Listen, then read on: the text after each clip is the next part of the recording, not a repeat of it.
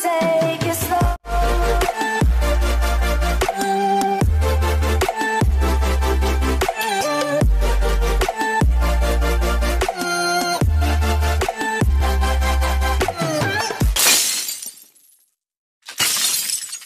साप्ताहिक सत्संग की समाप्ति से पहले पुण्यात्मा वानप्रस्थी जी सदा की भांति मंत्रपाठ करने लगे। इस मंत्रपाठ को वह सत्संग रूपी यज्ञ की अंतिम आहुति कहा करते थे। गिने चुने इन विशिष्ट मंत्रों तथा श्लोकों में भारतीय संस्कृति का सार पाया जाता था और वर्षों के आग्रह के बाद वानप्रस्थी जी ने सभी सभासदों को ये मंत्र कंठस्थ करवा दिए थे।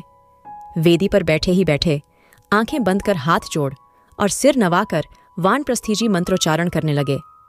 सर्वे भवन्तु सुखिनः सर्वे सन्तु निरामयः सर्वे भद्राणि पश्यन्तु मां कश्चित् दुःख भाग भवेत्। सारे सत्संग में अकेले वानप्रस्थी जी ही थे जो संस्कृत के झांता थे।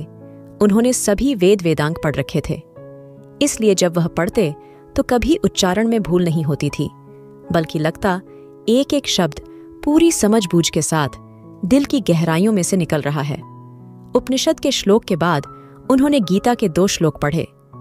आपूर्यमाणम अचल प्रतिष्ठम सभासद साथ साथ गुनगुनाने लगे। कुछ लोग उच्चारण में पीछे छूट गए। इस कारण वानप्रस्थी जी के पढ़ चुकने के बाद भी सभा में से कुछ देर तक गुनगुनाती आवाजें आती रहीं। अंत में शांति पाठ हुआ और सारा हॉल पुरुष स्त्रियों के कंठ से गूंजने लगा, क्योंकि शांति पाठ का मंत्र सभी को कंठस्थ था। एयुएम द्यौ शांति पृथ्वी शांतिरापः शांतिरौषधय शांति वनस्पति। सचमुच ऐसा जान पड़ने लगा जैसे शांति का लौकिक प्रभाव वायुमंडल में छाने लगा है। चारों ओर शांति व्यापने लगी है और इन मुक्त कंठों से निकलने वाली शांति की ध्वनि घर घर तक पहुंच रही है। अंतिम आहुति में सचमुच सभी को बड़ा आनंद आता था। मंत्रोच्चारण के बाद एक प्रार्थना का गीत गाया जाता और उसमें भी समस्त चर जगत के सुख की कामना की जाती। ताली बजा बजाकर वानप्रस्थी जी गा रहे थे, सब पर दया करो भगवान, सब पर कृपा करो भगवान। पुण्यात्मा जी के आग्रह पर सत्संग में परंपरागत आरती का गायन बहुत कम कर दिया गया था, क्योंकि उसमें मैं मूर्ख खलकामी जैसे शब्दों का प्रयोग किया गया था जो वानप्रस्थी जी के विचारानुसार हीन भावना पैदा करते थे। उसी तरह किन्हीं खन्ना जी का लिखा हुआ वह गीत भी निकाल दिया गया था जिसमें हम सभी पुत्त कपुत्त तेरे की चर्चा की गई थी, जो वानप्रस्थी जी को मंजूर नहीं था। अंतिम आहुति समाप्त हुई। इसके बाद सभा को विसर्जित हो जाना चाहिए था, परंतु सभासद बैठे रहे क्योंकि मंत्री जी को कोई जरूरी सूचना देनी थी। मंत्री जी उठे, पर उठकर उन्होंने केवल इतना ही कहा कि सभा विसर्जन के बाद अंतरंग सभा के सदस्य कृपया बैठे रहे, एक जरूरी विषय पर विचार करना है। इस जरूरी विषय के बारे में भी सभासदों को खटका पहले से था। वानप्रस्थी जी के भाषण में भी बार बार इस विषय का संकेत मिलता रहा था। यहाँ तक कि प्रवचन देते समय वानप्रस्थी जी स्वयं अत्यधिक विचलित और भावोद्वेलित हो उठे थे। उनका चेहरा तमतमाने लगा था और होंठ भड़भड़ाने लगे थे, विशेष रूप से जब उन्होंने आवाज ऊंची उठाकर मर्मभेदी आवाज में ये पंक्तियां पढ़ी थीं। फैलाए घोर पाप, यहाँ मुसलमीन ने नियमत फलक ने छीन ली, दौलत जमीन ने। इसलिए सभी लोग जानते थे कि अंतरंग सभा किस विषय पर विचार करने जा रही है। मंत्री जी की सूचना के बाद लोग उठने लगे। सभा विसर्जित होने लगी। लोग मंदिर के 7 दरवाजों में से निकल कर बरामदे में अपना अपना जूता खोजकर पहनने लगे। कुछ लोग मंदिर में प्रवेश करते समय जानबूझकर दाएं पैर का जूता एक दरवाजे के सामने और बाएं पैर का जूता तीसरे या चौथे दरवाजे के सामने छोड़ देते थे, ताकि सत्संग के बाद जूतों का पुनः मिल जाना सुनिश्चित हो सके। इसलिए बरामदे में थोड़ी देर के लिए भीड़ सी बनी रही। यूं भी सभा विसर्जन के बाद 2-2, 4-4 आदमी बरामदे में खड़े बतियाते रहा करते थे, और आज तो शहर की स्थिति की चर्चा हर एक की जबान पर थी। वानप्रस्थी जी अपने मर्मस्पर्शी भाषण के बाद अभी भी वेदी पर ही बैठे थे। वह अभी भी उत्तेजित जान पड़ रहे थे और उनका चेहरा दमक रहा था। तभी आंगन में से कुछ लोग मंदिर के अंदर आते दिखाई दिए। बरामदे में खड़े छिटपुट लोग उन्हें पहचान गए। वे शहर की अन्य हिंदू धार्मिक संस्थाओं के गण्यमान अधिकारी थे। उनके पीछे 5-7 सिख सज्जन भी अंदर आते दिखाई दिए। वे स्थानीय बड़े गुरुद्वारे में से आए थे। इन्हें भी अंतरंग सभा की बैठक में भाग लेने के लिए न्योता दिया गया था। अंतरंग सभा की बैठक शुरू हुई। मंत्री जी ने, जो दुबले पतले किंतु बड़े जोशीले सज्जन थे, नगर की बिगड़ती स्थिति का ब्यौरा दिया, कुछ उड़न्ना अफवाहों की भी चर्चा की, मस्जिद के सामने पाई गई सुअर की लाश का भी जिक्र किया। यह भी बताया कि जामा मस्जिद में लाठियों, भाले और तरह तरह का असला बहुत दिनों से इकट्ठा किया जा रहा है। नगर की स्थिति का ब्यौरा देने के बाद मंत्री जी ने विषय पर गंभीरता से विचार करने और अपने अपने सुझाव पेश करने का अनुरोध किया। यहाँ पर बैठना उचित नहीं है। आवाज वानप्रस्थी जी की थी, जो वेदी पर बैठे अपना हाथ उठाकर बड़ी गंभीरता से कह रहे थे, इस विषय पर किसी दूसरी जगह बैठकर विचार करना चाहिए। और वानप्रस्थी जी वेदी पर से उतर आए और मंदिर के पिछवाड़े की ओर हो लिए। अंतरंग सभा के सभी सदस्य भी उनके पीछे पीछे जाने लगे। मंदिर के पिछवाड़े से सीढ़ियां चढ़कर वानप्रस्थी जी सभी को एक छोटे से कमरे में ले गए, जहां मंदिर का साज सामान रखा रहता था और कुछ एक कुर्सियों और बेंच रखे रहते थे। सभी लोगों के बैठ जाने पर पुण्यात्मा जी धीर गंभीर आवाज में बोले, सबसे पहले अपनी रक्षा का प्रबंध किया जाना चाहिए। सभी सदस्य अपने अपने घर में एक एक कनस्तर कड़वे तेल का रखें, एक एक बोरी कच्चा या पक्का कोयला रखें। उबलता तेल शत्रु पर डाला जा सकता है, जलते अंगारे छत पर से फेंके जा सकते हैं। सदस्य ध्यान से सुनते रहे। बात दो टूक थी, लेकिन वानप्रस्थी जी के मुंह से सुनते हुए कुछ लोगों को तनिक झेंप हुई। अधिकांश सदस्य व्यापारी लोग थे और बड़ी उम्र के थे, कुछ नौकरी पेशा थे, दो एक वकील थे। चिंतित तो सभी थे, लेकिन वानप्रस्थी जी की तरह उत्तेजित नहीं थे। उन्हें अभी तक पूरी तरह से विश्वास नहीं हो पाया था कि शहर की स्थिति यहाँ तक बिगड़ चुकी है कि घरों में तेल के कनस्तर रखने की नौबत आ गई है। वे अभी भी समझते थे कि छोटी मोटी घटनाओं के बाद सरकार स्थिति पर काबू पा लेगी, शरारत को दबा देगी और फसाद नहीं होने देगी। इस पर एक सज्जन ने मंत्री जी से पूछा, युवक समाज का काम ठंडा पड़ा हुआ है, देवव्रत जी को आपने और कामों में लगा रखा है। मैं समझता हूं युवकों को लाठी सिखाने का काम फौरन शुरू कर देना चाहिए। 200 लाठियां आज ही मंगवाकर बांट दी जाएं। इस पर सभा के दानवीर प्रधान जी, जो शहर के जाने माने व्यापारियों में से थे, सिर हिलाकर बोले, यह रकम मैं दूंगा, आप आज ही 200 लाठियां मंगवाकर युवकों को बांट दें। वाह वाह की आवाज सुनाई दी। उपस्थित सज्जनों ने प्रधान जी की उदारता की भूरी भूरी प्रशंसा की। बीच में से एक सदस्य की आवाज आई, यही तो हम हिंदुओं में बहुत बड़ी कमजोरी है। हम प्यास लगने पर कुआं खुदवाते हैं। आज जब हालत बिगड़ रही है और मुसलमान जामा मस्जिद में असला इकट्ठा कर रहे हैं, हम लाठियां खरीदने जा रहे हैं। इस पर मंत्री जी छूटते ही बोले, इस विषय पर चर्चा की आवश्यकता नहीं है। युवक समाज पूरी तरह से सक्रिय है और इस ओर पूरा पूरा ध्यान दिया जा रहा है। स्वयं वानप्रस्थी जी तन मन के साथ इस काम में रुचि ले रहे हैं। पठन पाठन, ओ महाराज, बच्चों को लाठी चलाना जरूर सिखाओ, नेजा और तलवार चलाना भी सिखाओ, सूरमा बन जाएंगे हमारे बेटे। पर सबसे पहले डिप्टी कमिश्नर से मिलो, उससे कहो कि शहर में फसाद नहीं होने दे। डिप्टी कमिश्नर का बड़ा दबदबा है, वह चाहे तो चिढ़ी नहीं फड़क सकती। आज इतवार है, डिप्टी कमिश्नर नहीं मिलेगा। मंत्री जी ने कहा, मैं कहता हूं घर पर जाकर मिलो, यही वक्त है। यहीं से कुछ लोग उठकर सीधे डिप्टी कमिश्नर से मिलने चले जाओ। इस पर एक सिख सज्जन ने सूचना देते हुए कहा, मैंने सुना है एक वफ्द पहले से डिप्टी कमिश्नर से मिलने चला गया है। कौन लोग हैं उसमें? उसमें कुछ कांग्रेसी हैं, कुछ लीगी हैं और कुछ शहर के और लोग हैं। थोड़ी देर तक चुप्पी छाई रही। वह वफ्द क्या करेगा? हिंदुओं सिखों को अलग से जाकर मिलना चाहिए। उसे तो यह बताना है कि देखो मुसलमान क्या कर रहे हैं। अगर मुसलमान भी साथ होंगे तो तुम डिप्टी कमिश्नर को क्या कह सकते हो? यह सारा काम कांग्रेसियों ने बिगाड़ा हुआ है। उन्होंने ही मुस्लिमों को सिर पर चढ़ा रखा है। शरारत तो बहुत बढ़ रही है, इसमें तो शक नहीं। एक सिख सज्जन बोले, सुना है एक गाय भी काटी गई है। माई सत्तो की धर्मशाला के बाहर उसके अंग फेंके गए हैं।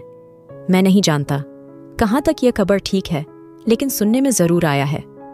इस पर वानप्रस्थी जी का चेहरा तमतमाने लगा और उनकी आंखों में खून उतर आया, पर वह कुछ बोले नहीं। चुपचाप अपनी उत्तेजना को दबाते हुए मौन बैठे रहे।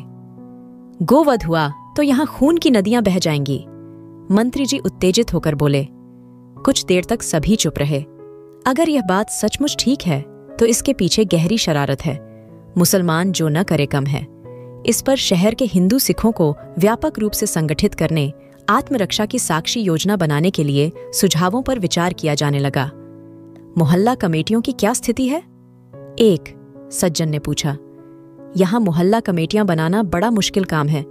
सभी मोहल्लों में मुसलमान घुस्से बैठे हैं। ये शहर ही इस बेढब्बे से बना है कि हर मोहल्ले में हिंदू भी रहते हैं और मुसलमान भी रहते हैं। मोहल्ला कमेटियां क्या बनाओगे? हर बात की खबर मुसलमानों को हो जाती है। 1926 के फसादों के बाद 2-3 मोहल्ले ऐसे बने हैं जिनमें हिंदुओं ने आंखें खोलकर मकान बनवाए हैं, जैसे नया मोहल्ला, राजपुरा आदि, जो अलग से हिंदुओं सिखों के हैं, वरना सभी में मुसलमान गुस्से हुए हैं। मोहल्ला कमेटियों के बारे में देर तक गंभीरता से विचार हुआ। एक उपसमिति भी बनाई गई जो फौरन इन मोहल्ला कमेटियों के साथ संपर्क स्थापित करे। ऐसी योजना पर भी विचार किया जाने लगा कि खतरे के वक्त यह संपर्क कैसे कायम रहे। तभी एक वयोवृद्ध सज्जन ने सुझाव दिया, शिवालय पर लगे घड़ियाल की जांच भी करवा लीजिए। क्यों? उसे क्या हुआ है? यूं ही, एहतियात के लिए। रात के वक्त ही खतरे की घंटी बजानी पड़ जाए तो कम से कम वह काम तो करता हो।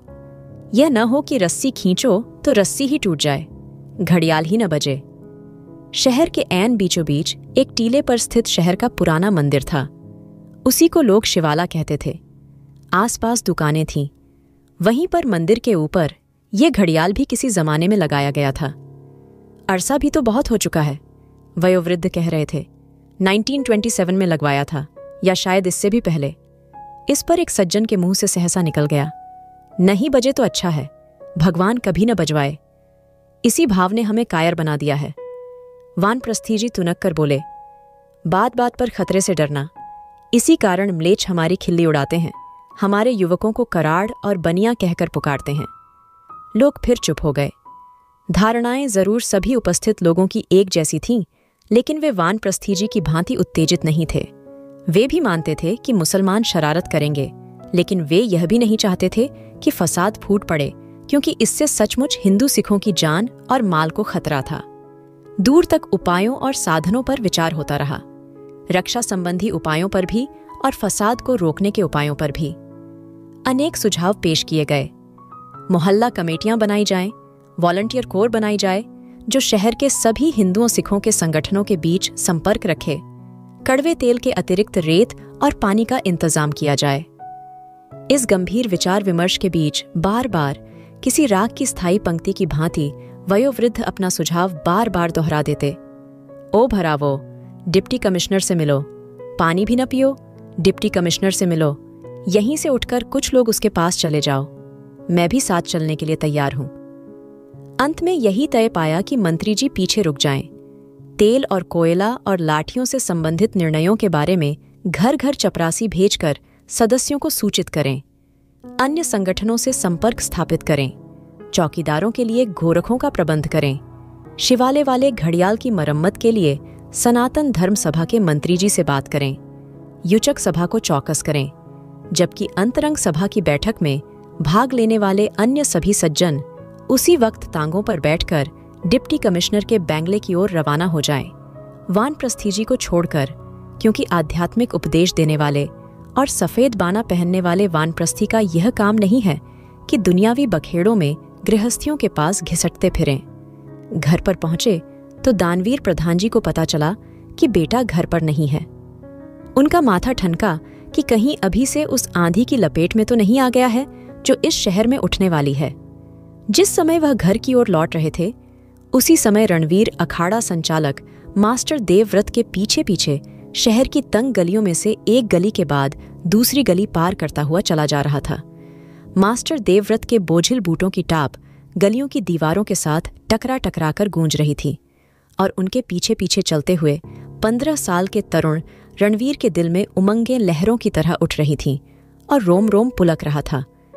आज उसकी परीक्षा होगी और यदि वह परीक्षा में खरा उतरा तो उसे दीक्षा मिलेगी। शहर की कोई गली सीधी नहीं थी। एक गली थोड़ी दूरी तक सीधी चलती, फिर कुछ गज की ही दूरी पर एक और टेढ़ी गली उसमें आ मिलती थी। दोनों ओर के इकहरे मकान उस पर झुके पड़ी थे। लगता उन्हीं के बोझ से गली टेढ़ी हो गई है। कभी कभी लगता अंधी गलों में पहुंच गए हैं, आगे चलकर गली बंद मिलेगी, पर ऐन अंत तक पहुंचने पर एक संकरा सा रास्ता बाईं या दाईं ओर को निकल गया होता। देवव्रत के पटपटाते बूट सभी गलियों को पहचानते थे।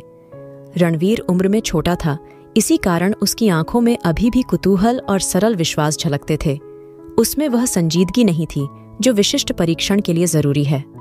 पर संजीदगी न सही, उत्साह तो था। मास्टर जी के आदेश पर मर मिटने की क्षमता तो थी, दृढ़ संकल्प तो था। रणवीर जब इससे भी छोटा था तो मंत्रमुग्ध सा मास्टर जी के मुंह से वीरों की कहानियां सुना करता था। जब राणा प्रताप की आधी बची हुई रोटी बिल्ली खा गई थी और उन्हें पहली बार अपनी निःसहाय स्थिति का बोध हुआ था। शहर के आसपास के पहाड़ों को देखता तो उन पर उसे कभी चेतक घोड़ा दौड़ता नजर आता, कभी किसी चट्टान पर घोड़े की पीठ पर बैठे शिवाजी नजर आते। दूर तुर्कों के लश्करों की ओर देखते हुए जब शिवाजी म्लेच्छ सरदार से बगलगीर हुए थे, मास्टर जी ने ही रस्सी में तरह तरह की गांठें लगाना सिखाया था। मकान की दीवार फांदकर ऊपर चढ़ना, अग्निबाण और मेघबाण के गुण बताए थे। हवा में छोड़ा हुआ अग्निबाण आगे बढ़ता है, उसकी नोक घर्षण के कारण चमकती है, उसमें से अंगारे फूटते हैं। महाभारत के युद्ध में ऐसा ही अग्निबाण छोड़ा गया था, हवा को काटता चला जा रहा था। फिर वह कौरवों के एक योद्धा की ढाल से जा लगा, ढाल में से अंगारे फूटने लगे, पर तीर फिर भी आगे बढ़ता गया। अग्निबाण की यही विशेषता है, वह गिरता नहीं। वह बाण घूमता है, समस्त रणभूमि में घूमता है और चारों ओर से आग की लपटें उठने लगती हैं। कहीं किसी योद्धा के मुकुट को छू लिया, वहां आग की लपट निकलने लगी। किसी रथ के छत्र से जा लगा, छत्र जलने लगा। चारों ओर घूमता हुआ बाण उस समय तक घूमता रहता है जब तक धू धू करके चारों ओर आग नहीं जलने लगती है। फिर बाण लौट आता है, शत्रु की छावनी को जलाकर विजयी सैनिक की भांति उसमें से प्रकाश फूट रहा होता है। देखते ही आंखें चुधिया जाती हैं। हवा को चीरता हुआ आता है, लगता है हवा को आग लगाता जा रहा है। मास्टर जी के ही मुंह से उसने सुना था कि वेद में सब लिखा है, विमान बनाने का ढंग, बम बनाने का ढंग। उन्हीं के मुंह से योग शक्ति की महिमा भी सुनी थी। जिस मनुष्य में योग शक्ति है वह सब कुछ कर सकता है। हिमालय की तलहटी पर एक योगीराज योग साधना कर रहे थे, उन्हें सिद्धि प्राप्त थी। एक दिन जब वह समाधि में थे तो एक म्लेच्छ उनकी समाधि भंग करने के लिए वहां जा पहुंचा।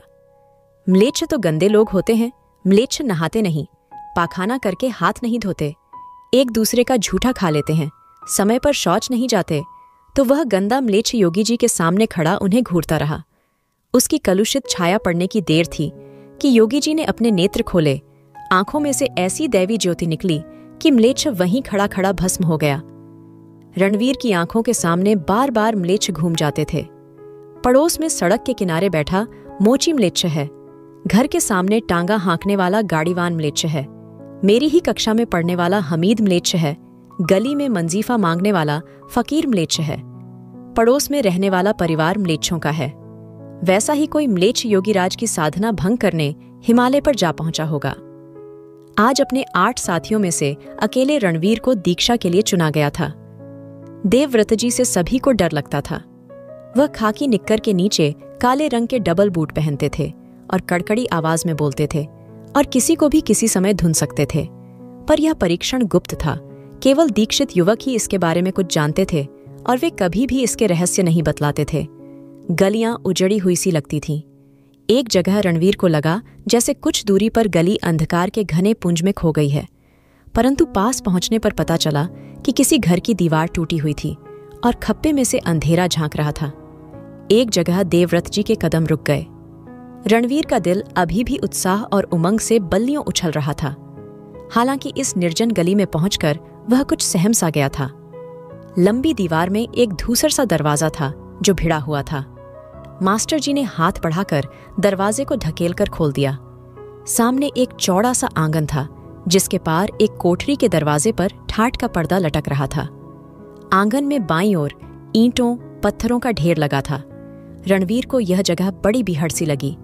आंगन पार करके मास्टर जी ने कोठरी के दरवाजे को थपट पाया। अंदर कोई खैखारा, फिर किसी के कदमों की आहट सुनाई दी।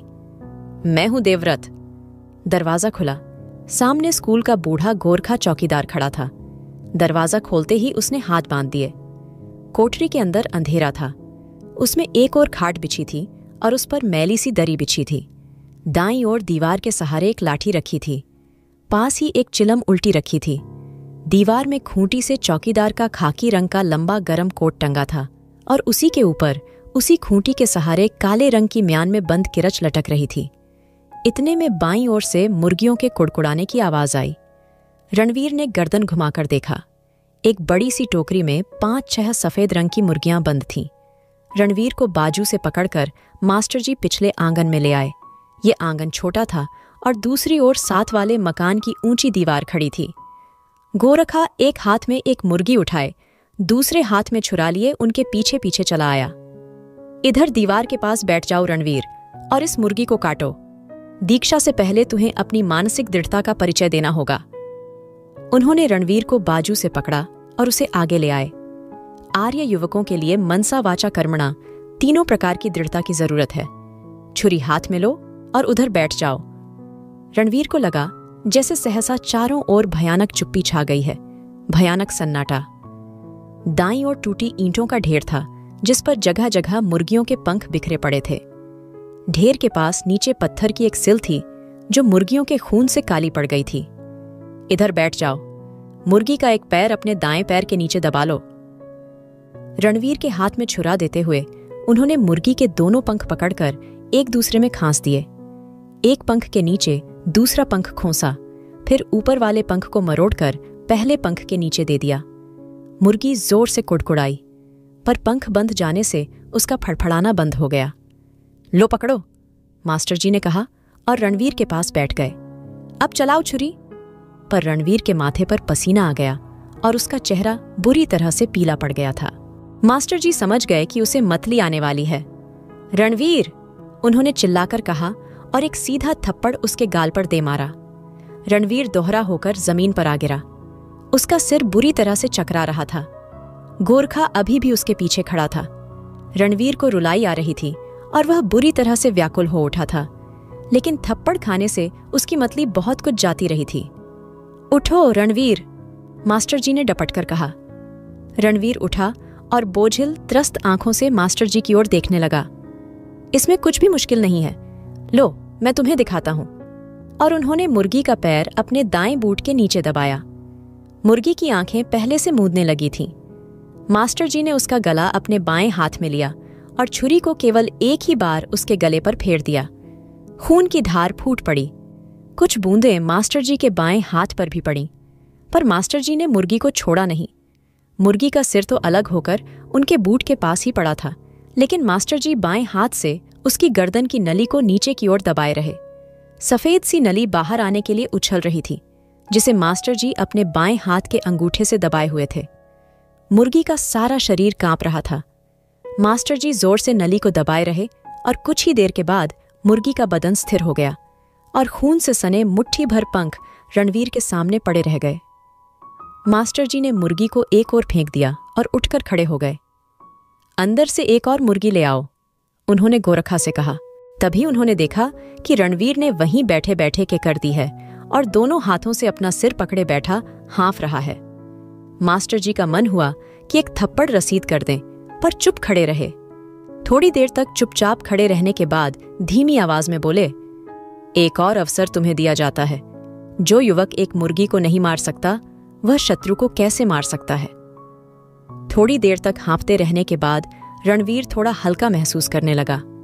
पेट में जो अकुलाहट पैदा हुई थी वह धीरे धीरे शांत होने लगी। 5 मिनट तुम्हें और दिए जाते हैं। इस बीच भी अगर तुम इसे नहीं काट पाए तो तुम्हें दीक्षा नहीं दी जाएगी। और मास्टर जी घूमकर कोठरी के अंदर चले गए। 5 मिनट बाद जब देवव्रत जी कोठरी में से निकलकर आए तो एक मुर्गी दीवार के पास छटपटा रही थी और खून के छींटे उड़ रहे थे। रणवीर अपना दायां हाथ घुटनों के बीच दबाए बैठा था, जिसे देखकर मास्टर जी समझ गए कि मुर्गी ने हाथ पर चोंच मारी है और रणवीर केवल उसे जख्मी कर पाया है, उसकी गर्दन पूरी तरह से काट नहीं पाया। रणवीर बड़ी कठिनाई से मुर्गी को दबोच पाया था और जैसे तैसे उसकी हिलती गर्दन पर ही छुरा चला दिया था और फिर खून निकलता देखकर ही रणवीर ने उसे छोड़ दिया था।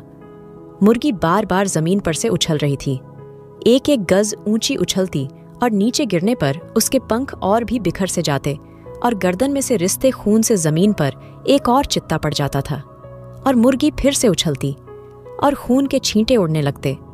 पर रणवीर परीक्षा में उत्तीर्ण हो गया था। उठो रणवीर, मास्टर जी ने कहा और पास आने पर रणवीर की पीठ थपथपा दी। शाबाश, तुम्हें दृढ़ता है, संकल्प शक्ति है, भले ही हाथ में ताकत अधिक नहीं है, तुम दीक्षा के अधिकारी हो। कहते हुए मास्टर जी जमीन की ओर झुके और पत्थर की सिल पर पड़े खून से अपनी उंगली भिगोकर रणवीर के माथे पर खून का टीका लगा दिया। रणवीर अभी भी बेसुध सा खड़ा था, उसका सिर अभी भी चकरा रहा था, लेकिन अर्धचेतन में भी मास्टर जी का वाक्य सुनकर उसे संतोष हुआ। अन्य सभी चीजों का प्रबंध कर लिया गया था, पर युवकों को तेल उबालने के लिए बड़ी कड़ाही नहीं मिल रही थी। खिड़की के दांसे पर 3 चाकू, 1 छुरा, एक छोटी सी किरपान साथ साथ जोड़कर रख दिए गए थे। कमरे के एक कोने में 10 लाठियां रखी थीं, जिनके सिर पर पीतल की मूठ और नीचे मेखें गाड़ दी गई थीं। दीवार के साथ एक 3 तीर कमान लटक रहे थे। बोधराज लेटकर बाण चला सकता था, शब्दवेदी बाण चला सकता था, शीशे में अक्स देखकर बाण चला सकता था, लटकती रस्सी को निशाना बना सकता था। बाणों के सिर पर लगाने के लिए वह धातु की तिकोन नोकें बनवा लाया था और अपने साथियों से उनकी संभावनाएं बयान करता रहा था। इसकी नोक पर संख्या रगड़ दें तो यह विषवाण बन जाएगा, इसके आगे मुश्क काफूर लगा दें तो अग्निबाण बन जाएगा, जहां चोट करेगा वहीं आग निकलेगी। नीला थोथा लगा दें तो बाण जहां लगेगा वहीं उसमें से जहरीली गैस निकलेगी। धर्मदेव कहीं से खाली कारतूसों की पेटी उठा लाया था, उसे भी दीवार पर लटका दिया गया था ताकि सभी ओर से शस्त्रास्त्रों का आभास मिलता रहे। रणवीर ने कमरे के अंदर ही दरवाजे के ऊपर बड़े बड़े अक्षरों में शस्त्रागार शब्द लिख दिया था, पर वानप्रस्थीजी ने तेल के विषय में जो आदेश भेजा था उसे अभी तक कार्यान्वित नहीं किया जा सका था। युवक संघ के सदस्यों में से किसी के भी घर में इतनी बड़ी कड़ाही नहीं थी जिसमें पूरा एक कनस्तर तेल उबाला जा सके। यूं तेल का कनस्तर मुहैया कर लिया गया था जो एक और दीवार के साथ रखा था। इसके लिए सभी युवकों ने 4-4 आने जमा किए थे और बाकी कुछ पैसे बाद में अदा करने का वचन देकर कनस्तर पंसारी की दुकान से उठा लाए थे। तेल की कड़ाही मंदिर में भी नहीं थी, जहां आए दिन सहभोज हुआ करते थे।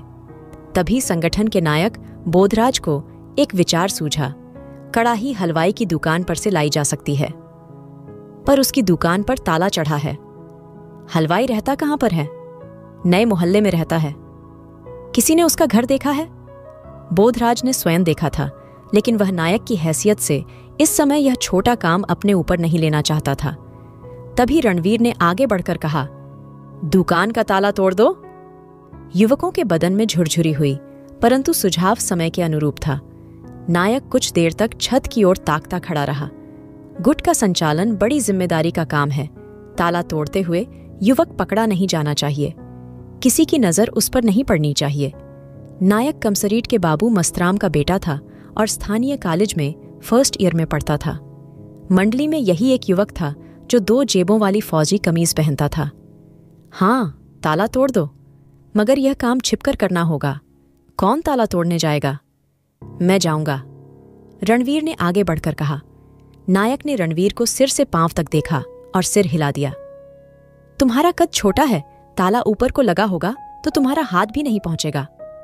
नहीं, ताला नीचे लगा है, मैंने देखा है, मैंने कई बार देखा है। रणवीर बहुत बढ़-बढ़कर बात करता था, नायक को अखरता था, पर लड़का चुस्त भी था, बहुत तेज दौड़ता था, हर काम फुर्ती से करता था। इसमें अनुशासन की कमी थी।